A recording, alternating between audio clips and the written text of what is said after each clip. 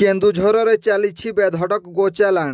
प्रशासन को खातिर न करी गोमाफिया माने राति अधरे बाहर राज्य को गोचालाण करने घटना बारंबार सामना को आसुथिबा बेले पुणी 3टी बलद बोझई पिकअप भ्यान को अटक रखिथिबा जणा पड़िछि। केन्दुझर जिला उखुंडा अंतर्गत ढिपा साहिरु 3टी गोरु बोझई गाड़ी स्थानीय लोकंक द्वारा अटक। कौनसी सूत्ररु खबर पाई स्थानीय लोके समय को अपेक्षा करी छकी बसिथिले। 3टी गाड़ीरू 25टी गोरु अति दयनीय अवस्था बजरंग दलर कर्मकर्ता मानक द्वारा उद्धार करा जाइथिबा जणा पड़िछि। गोरु बोझई गाड़ी गुड़िकु अटक रखिबा परे बारिया थाना को स्थानीय लोक माने खबर देइथिले। घटनास्थल रे बारिया थाना पुलिस पहुंची तदंत आरंभ करिछि। पुलिस प्रशासनिक पदाधिकारी उत्तर रखिबे कि स्थानीय लोकंक परिवर्ते काहींकि पुलिस ए विषय रे जानि पारिला नाही। ब्यूरो रिपोर्ट जनजागरण ओडिया।